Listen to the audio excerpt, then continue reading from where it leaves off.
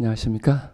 오늘 저녁은 또 저에게 시간을 주셔서 다쓰게 됐습니다. 영국 수진 지금 예배 시간에 그걸 하는 거 아니에요? 자리에 앉아주세요.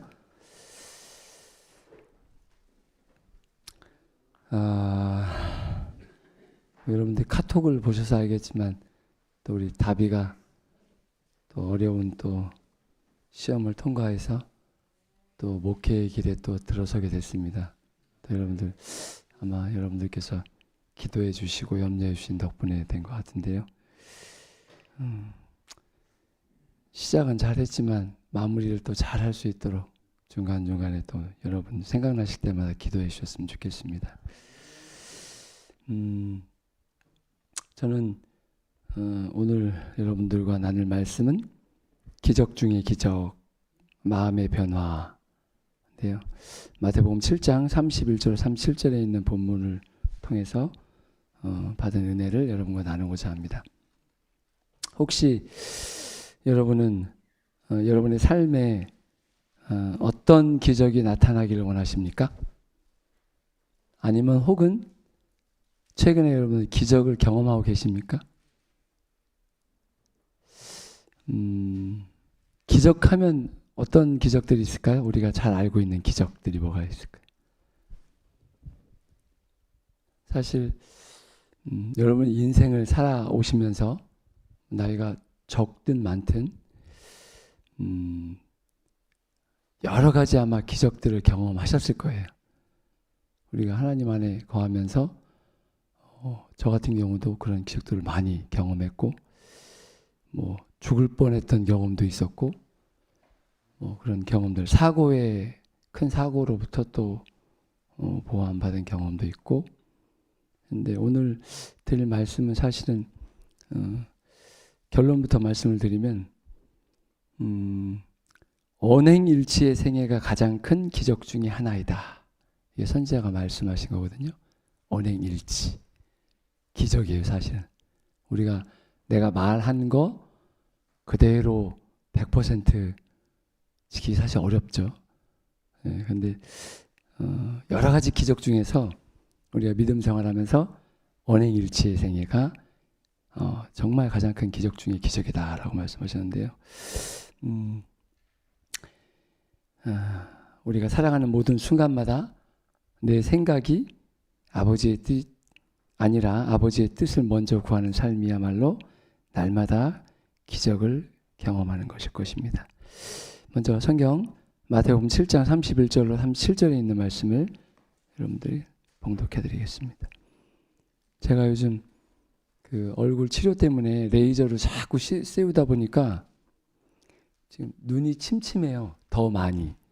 밤이 되니까 더 그런 것 같아요. 레이저를 하면은 부작용 가운데 하나가 뭐냐면 눈물샘이 말라서 눈이 뻑뻑해져요. 그래서 그거 하고 왔더니 지금 막 글씨가 막 2개가 보이고 3개가 보이고 그래요. 이 말씀을 우리 우징우 장로님께서 읽어주시겠습니까? 마가복음 7장이요. 마가복음 7장 31절로 37절에 있는 말씀을 우리 수석 장로님께서 읽어주시겠습니다.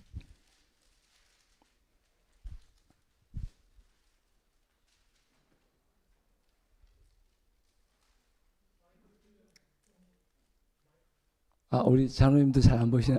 그러세요? 잘 보이시는 분? 그러면 우리 자 누가 잘 보이는 사람이 한번 큰 소리로 떠벅떠벅 읽어주세요. 네, 마가복음 7장 31절로 37절.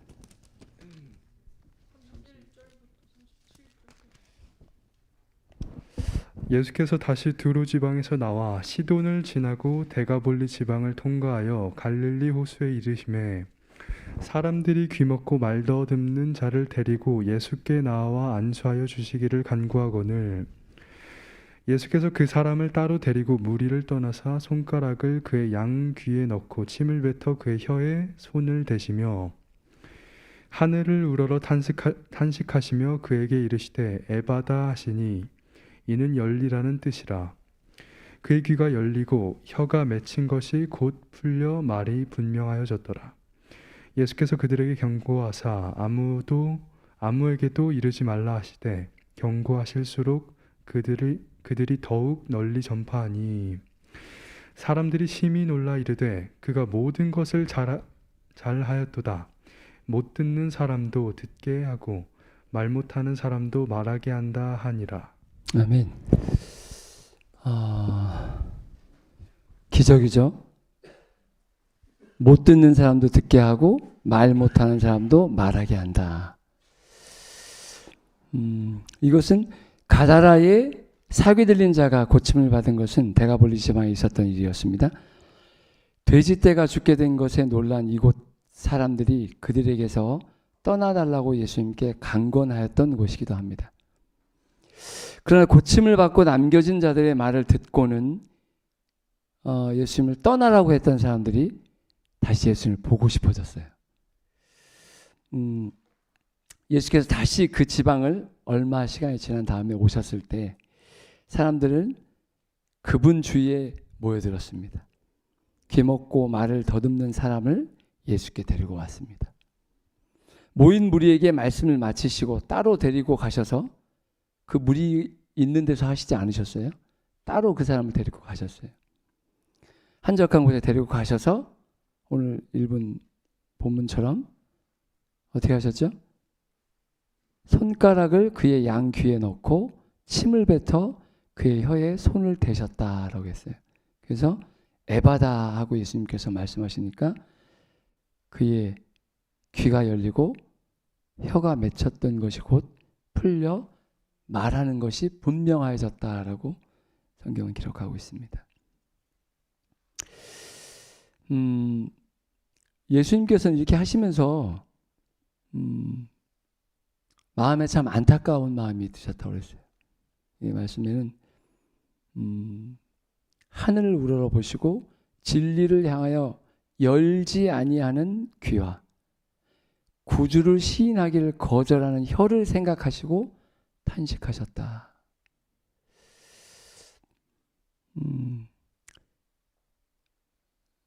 우리가 아무리 하나님의 말씀을 듣고 읽고 있어도 그 하나님의 말씀이 우리 인생에 영향력을 끼치지 못한다면 이런 현상이 나타나는 거예요. 아무리 좋은 것이 우리 가까이 있어도 우리는 듣긴 듣는데 뭐라고 하죠? 한 귀로 듣고 한 귀로 흘려버려요. 그러면 나에게 남는 게 있어요? 없어요? 없죠. 아무것도 안 남습니다. 그래서 예수님께서는 무리를 모아놓으시고 계속 하늘에 정말 엄청난 그 당시에 제사장들과 랍비들과 서기관들과 당시 뭐 유명한 학자들이 백성들에게 열심히 가르쳤지만 뭘 가르쳤어요? 헛것을 가르쳤죠. 잘못된 것을 가르쳤어요. 그래서 사실 이 앞에서 이렇게 설교를 하는 저 자신도 때로는 마음의 부담이 굉장히 많이 있습니다. 내가 이렇게 말씀을 이야기하고 전하면서 내가 이렇게 살고 있는가?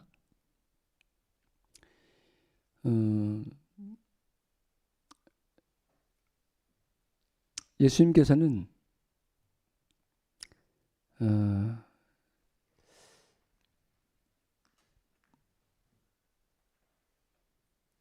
모든 사람, 예수님께 오는 모든 사람을 예수님은 다 고쳐주셨다고 그랬어요. 그러니까 그 고침을 받는 것이 병으로부터의 고침도 물론 있었지만 마음에 있었던 신앙을 하면서 무거운 마음으로 신앙하시는 분들이 많습니다. 해결되지 못한 것들도 있고 그래서 그 무거운 마음을 가지고 예수님께 왔을 때 예수님은 그들에게 마음의 시원함을 주셨다고 그랬어요. 답답한 것이 풀리고 예수님께서 이 기적을 베푸셨던 곳은 이방 땅이었습니다. 데가볼리 지역은 이 사람들은 이방인이었지만 이스라엘 하나님께 찬송을 돌렸다. 예수님께서는 이곳에서 3일을 더 머무셨습니다. 많은 사람들이 여기 성경에 기록된 내용은 4,000명, 여자와 아이를 제외한 인원을 4,000명이라고 했는데요. 대략 아무튼 수천 명이 지붕이 없는 그 노천에서 3일 동안 예수님의 말씀을 듣고 그 3일 동안 자기들이 집에서 싸온 음식을 해 먹으면서 말씀을 듣고 있었던 거예요. 3일이 지나니까 자기들이 싸온 음식이 다 떨어졌어요. 다 떨어지니까 예수님께서 또 제자들에게 명령하십니다. 너희가 먹을 것을 주라. 얼마 전에 오병이의 기적을 맛본 제자들이었는데 이 사람들이 또 예수님께서 너희가 먹을 것을 주라 했을 때 아니 여기서 어떻게 이 많은 사람들을 먹입니까? 라는 또 불신을 드러내게 돼요.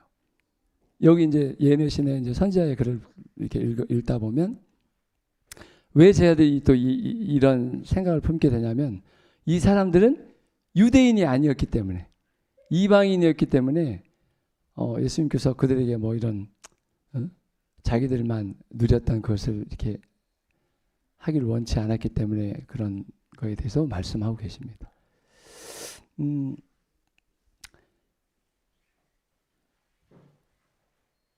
피곤하고 굶주린 사람들이 예수님 앞에 있을 때 예수님은 그 사람들이 그 굶주린 채 집으로 돌아가기를 원치 않으셨어요. 그래서 그분은 또 다시 기적을 베푸십니다. 예수님께서 이 땅에서 베푸신 기적은 자신의 영광을 위해서 나타낸 기적은 하나도 없다고 하셨어요. 온전히 영혼들의 필요를 채워주기 위한 기적을 베푸셨다고 하셨습니다. 몇 개가 필요했죠? 떡, 물고기 2마리, 떡 7덩어리. 여기는 좀 다릅니다. 예, 그래서 4,000명을 또 먹이시는 기적을 베푸십니다.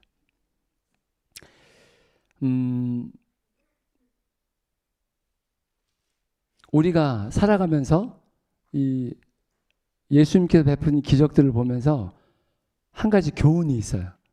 어떤 교훈이냐면 하나님의 일을 할 때는 아무리 적은 것이라도 하나님 앞에 드려지면 그것이 어떻게 쓰일까요? 이렇게 기적을 이루는 거예요. 여러분들이 마음의 감동을 받고 감사한 마음으로 하나님께 드리는 헌물, 봉사, 헌신하는 모든 것들이 하나님께 우리가 교회에서 하는 모든 건 다 그렇습니다.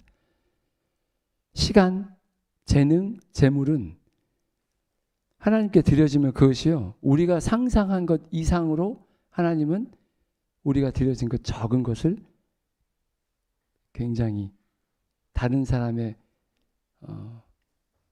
복되게 하는 일과 하나님 사업을 위해서 크게 쓰임 받는다 말씀하셨습니다.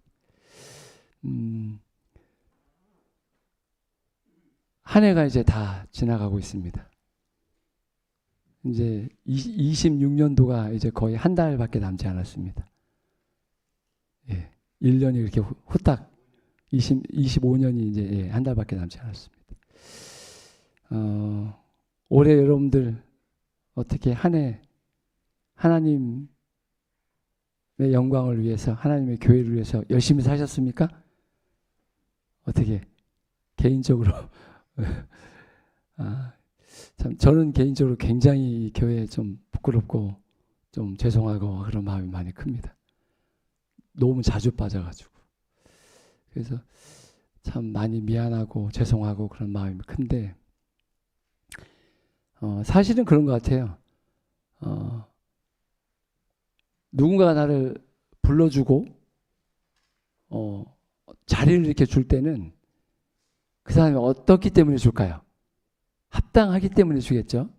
그래서 매년 이 연말이 되면 교회에서 가장 많이 하는 것 가운데 하나가 내년에는 또 누구를 뽑아서 누구를 어떤 교회를 시킬까? 이게 사실 가장 큰 일입니다.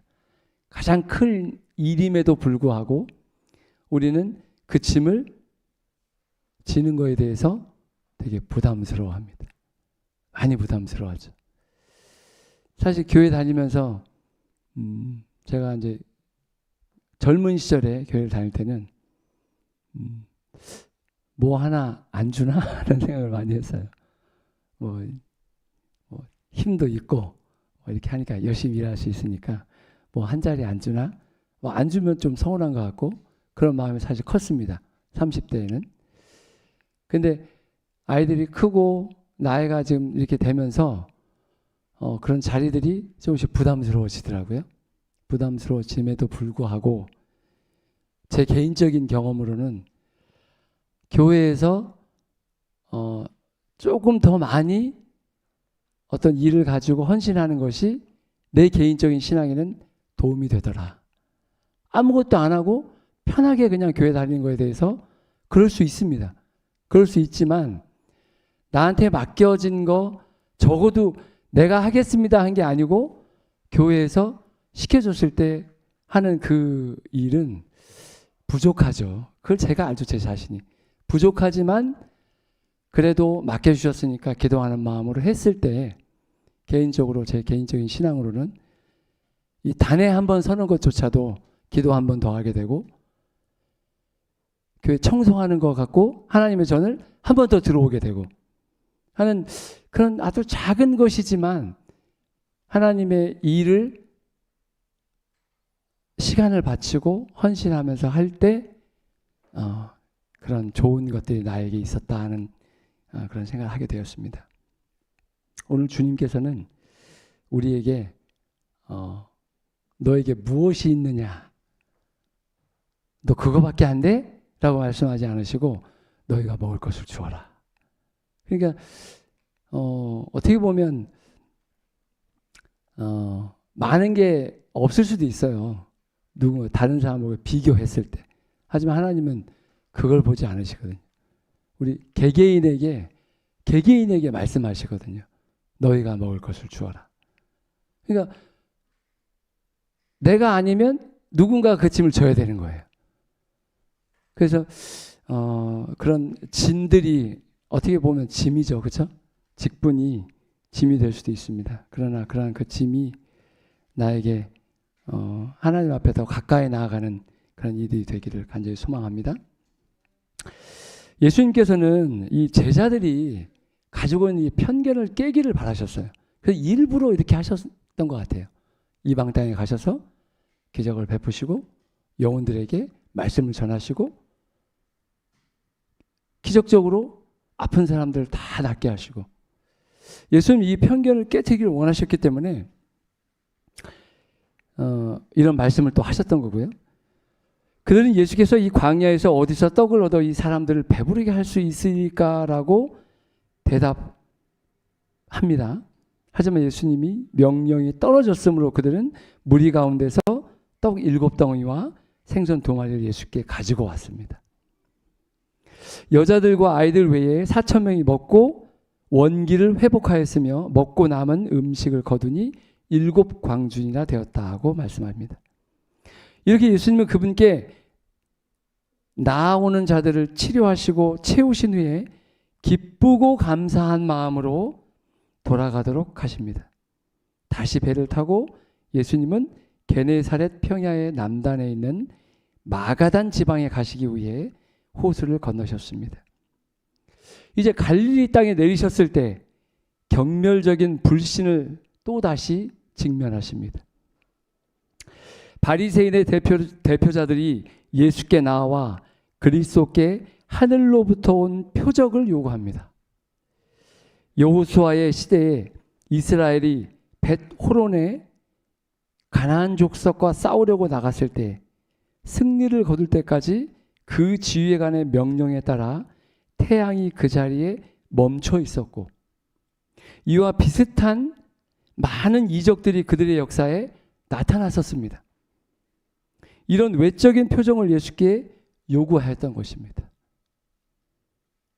그러나 예수께서는 이런 외적인 표적으로는 그들이 아무런 유익을 얻을 수 없음을 아셨습니다. 시대의 표적은 분별할 수 없느냐고 말씀하시면서 이렇게 말씀하십니다. 그들에게 죄를 자각하게 하는 성령의 능력으로 하신 그리스도의 말씀은 하나님께서 그들의 구원을 위하여 주셨던 표적이었습니다. 우리가 죄를 깨닫게 하는 것, 이것도 표적이라고 말씀하고 계십니다. 그리스도의 사명을 보증하는 하늘에서 온 직접적인 표적들도 이미 주셨습니다. 동방 박사들을 인도한 별, 목자들이 들은 천사의 노래, 침례 받으실 때 하늘로부터 내려온 비둘기 모양과 음성 등은 예수님을 증거하는 것이었습니다.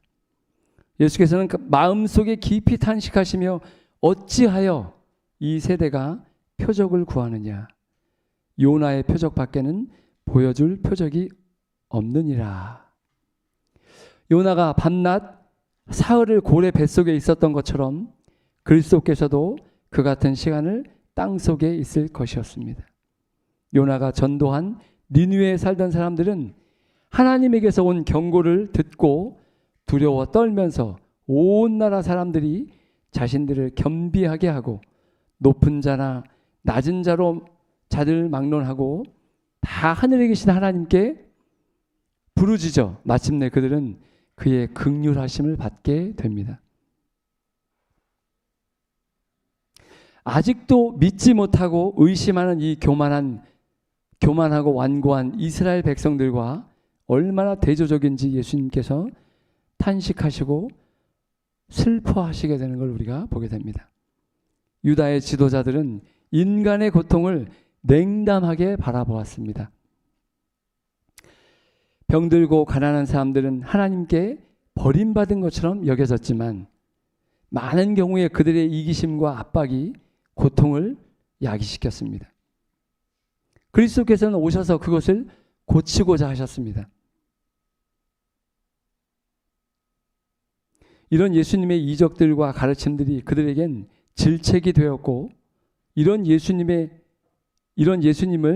그들은 거절하였고 끝내는 죽이려는 계획까지 세우게 되었습니다. 오늘날도 예수님 당시와 별반 다르지 않습니다. 진리의 기별이 제시될 때 유대인들처럼 우리에게 표적을 보이라, 이적을 행하라고 외치는 사람들이 많이 있습니다. 예수께서는 우리 자신을 옹호하거나 불신과 교만한 자의 요구를 채워주시기 위하여 우리에게 능력을 주시지 않습니다. 하지만 복음에는 분명한 표적들이 나타납니다. 우리가 사단의 속박을 끊을 수 있는 것은 기적입니다. 사단에 대한 적대감은 사람의 마음의 본성이 아니고 하나님의 은혜로 말미암아 주입된 것입니다. 악한 것, 이기적인 것, 탐욕 이런 것들은 어떻게 해요? 모든 사람이 가지고 있는 것들이에요. 자연스럽게 나타나는 것들. 그러나 이것을 뭐라고 했죠? 그것을 속박을 끊을 수 있도록 도우시는 것은 하나님이 우리에게 주시는 능력이고 바로 그 기적이라는 거예요. 완고하고 억센 의지의 지배를 받던 자가 해방을 얻고 하나님의 거룩한 능력의 이끄심에 전심으로 복종할 때 이러한 기적이 이루어지게 됩니다. 한 영혼이 회개하고 하나님을 사랑하고 그 계명을 지키기를 배우는 때마다 또 새 영을 너희 속에 두고 새 마음을 너에게 주시겠다는 하나님의 약속이 성취되는 것입니다. 인간의 마음에 일어나는 변화, 곧 인간의 품성의 변화는 살아계신 구주께서 영혼을 구하시려고 역사하고 계심을 보여주는 기적인 것입니다.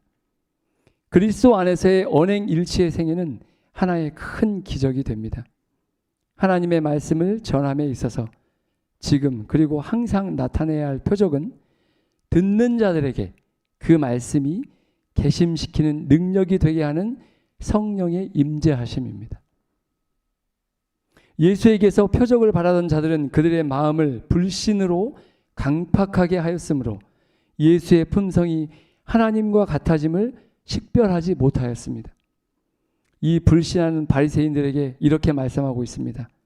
누가복음 16장 31절에 있는 말씀입니다. 모세와 선지자들에게 듣지 아니하면 비록 죽은 자 가운데서 살아난 자가 있을지라도 권함을 받지 아니하리라. 예수님은 마음속으로 이 트집 잡는 자들의 무리를 떠나가시면서 또 탄식하십니다. 바리새인들의 외식은 이기주의에서 나온 것이었습니다. 자신을 영화롭게 하는 것이 그들의 생애의 목적이었다. 이기심을 마음에 품으면 심령을 더럽히고 멸망시키는 작용을 하는 것이다. 오직 하나님의 능력만이 이기심과 외식을 쫓아낼 수 있다. 이 변화가 하나님의 역사하시는 표적이다. 우리가 받아들인 믿음이 이기심과 외식을 멸할 때, 그리고 우리로 하여금 하나님의 영광을 구하게 하고 자신의 영광을 구하지 않게 할 때 우리는 그것이 바른 순서임을 알 수 있게 됩니다. 요한복음 12장 28절, 예수님은 이 땅에서 오직 이렇게 사셨습니다. 아버지여, 아버지의 이름을 영광스럽게 하옵소서.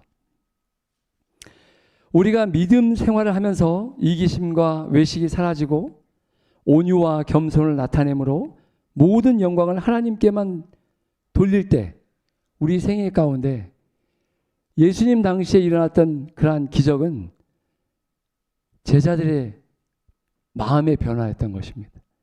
예수님께 떠나가셨을 때 제자들이 그때까지 예수님께서 십자가에 달리실 때까지도 몰랐어요. 다 도망갔습니다. 그러나 부활하시고 다시 제자들을 만나셨을 때 그들이 그동안에 3년 반 동안 예수님 따라다니면서 예수님께서 그들에게 말씀하셨던 그 모든 것들이 다 하나하나 기억났다고 그랬어요. 깨달았다고 했어요. 기억났고 깨달았고 그게 확실해지자 어떻게 되냐면 그들의 마음이 그동안에는 서로 높아지려 했고 그 다음에 누가 먼저 예수님 곁에서 높은 자리를 차지하려고 했던 사람들이 어떻게 됐어요? 다 모두 다 겸손해졌고 섬김의 자리에 있게 되었습니다.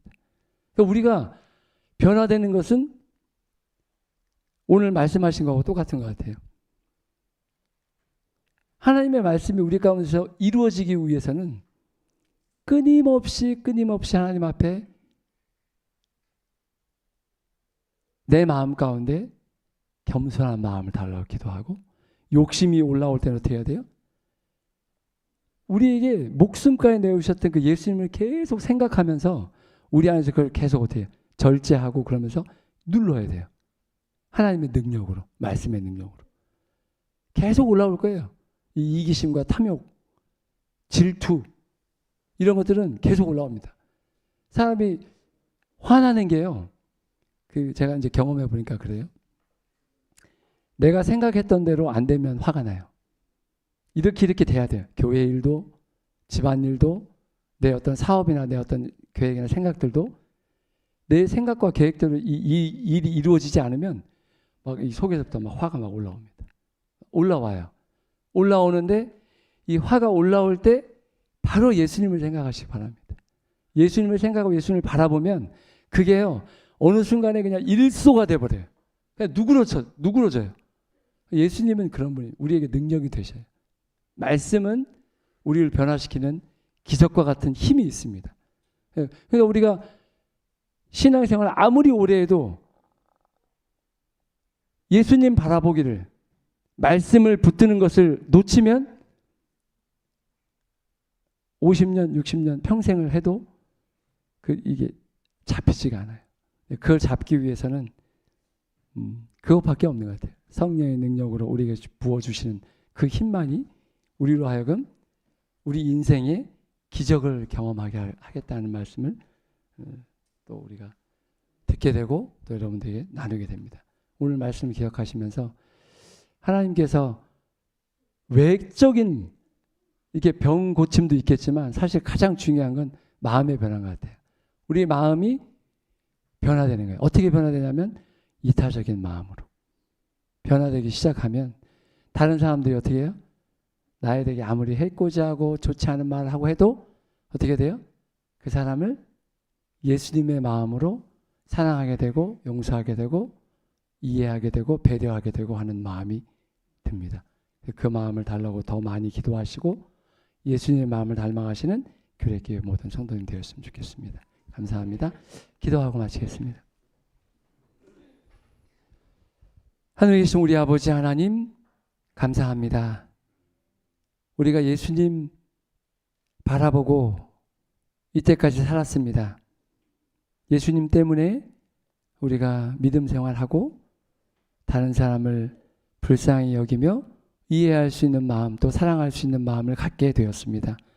그러나 우리가 연약하고 부족하여서 자꾸만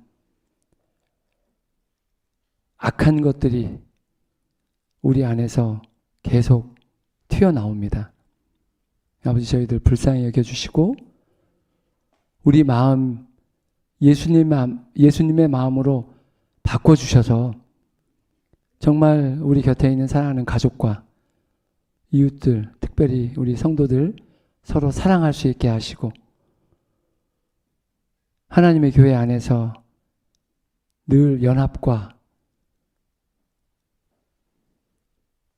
나눔을 실천함으로 주님께서 세우신 이 교회에서 하나님의 영광을 드러낼 수 있는 귀한 하나님의 자녀들 될 수 있도록 축복해 주시옵소서. 우리에게 기적이 필요합니다. 다른 기적이 아니라 우리의 마음에 기적이 필요합니다. 아버지, 이 시간 성령 하나님 이 가운데 충만히 임해 주셔서 주님 오실 때까지 이 마음 변치 않고 주님을 온전히 말씀대로 순종하며 따라 사는 교회의 모든 성도들 될 수 있도록 축복해 주시옵소서. 이 밤 또 저희들 각자 집으로 돌아갈 때 저희